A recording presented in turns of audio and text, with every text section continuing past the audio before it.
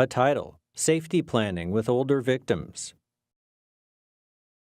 Ann Menard, CEO, National Resource Center on Domestic Violence. Safety planning is a process.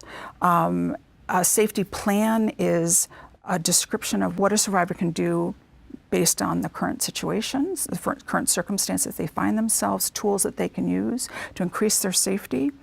But safety plans also need to be flexible enough so that when an abusive partner's tactics change, that the plan itself changes.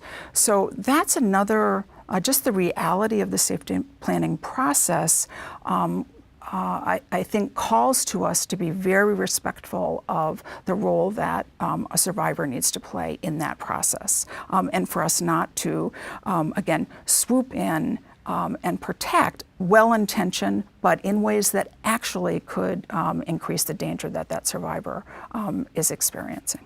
Ann Turner, Elder Victim Services and Advocacy Coordinator, NCALL, End Domestic Abuse, Wisconsin.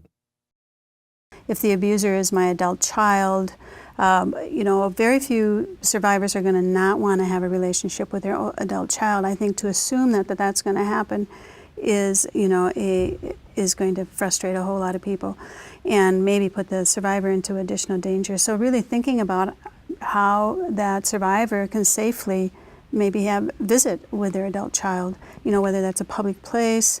I'm always encouraging when I hear communities have visitation centers that they use for minor children and the perpetrating parent to be able to see each other. Would that be an option for communities to really think about? Maybe that would be an option for older survivors in their community too, to have safe visits with their adult children. So I think thinking around those issues, or I want to see my grandchildren, how am I going to do that in a safe environment?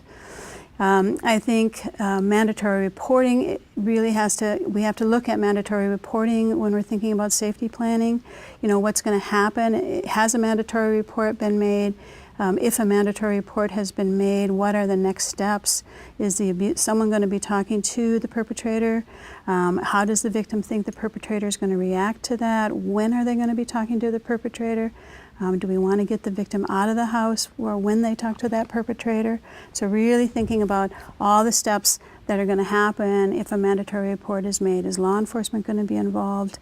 And so I think that's another area where advocates really need to get strong on understanding the mandatory reporting system in their community. I also think when you're doing safety planning with older adults, you need to think about any financial issues that are going on. So is there a power of attorney? Is the abuser's name on that power of attorney? Is the abuser the guardian? Is the abuser's name on the bank account? Has there been a reverse mortgage done? Really looking at some of those financial abuse issues that may be occurring and often occur in elder abuse situations. And then I also think you need to think about the caregiving needs of that survivor, whether the abuser is providing care for the victim or reverse, the victim is providing care for the abuser. So really helping, because it can be a situation where the victim doesn't want to leave because who's going to take care of him if I go? So if you are very aware as an advocate of what kind of services might be available through the aging network, et cetera, in your community, you can possibly help the victim get additional services into the house so that that burden isn't quite so heavy on them. I think the forms when we're doing safety planning are handing somebody a form and calling that safety planning is not safety planning. Having a conversation. I mean, if you need a form to kind of guide you through that process, that's great. But I think really paying attention that, and especially with the older survivors, I think this conversation, because cases get so complicated, that you really need to sit down, slow down, and it really is a conversation. If you want to take notes on that piece of paper or give them a form to take notes on, clearly you're going to want some sort of a record, something they can maybe walk out with. But I think it's very important that that form not drive the conversation, that conversation drives that form. Amy Judy, Senior Program Associate, Center on Victimization and Safety, Vera Institute of Justice. What would be best practice for advocates is to take an already existing safety plan and adapt it. And the reason I say that is because the context of elder abuse is different from abuse involving a 24-year-old or a 37-year-old. Just by its nature, it's different because someone has lived however many years of their life. Just taking an already existing safety plan that is generally designed for the majority of victims, for example, of domestic violence, is not going to contain the kind of relevancy that's needed to really ensure that the tool is useful for the person that's going to be using it.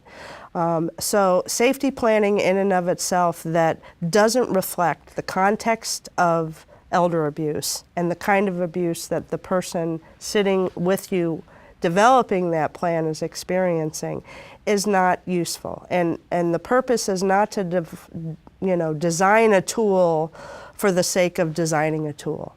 It's a mechanism, it's a strategy so that that victim can feel safer. Logos appear. NCALL, www.ncall.us. Terra Nova Films, terranova.org. Funded by the U.S. Department of Justice, Office on Violence Against Women and Elder Justice Initiative. www.justice.gov/elderjustice. A disclaimer. This project was supported by grant number 2014 AXTA K050, awarded by the Office on Violence Against Women and by the Elder Justice Initiative, U.S. Department of Justice. The opinions, findings, conclusions, and recommendations expressed in this program are those of the authors and do not necessarily reflect the views of the Department of Justice, Office on Violence Against Women, or the Elder Justice Initiative.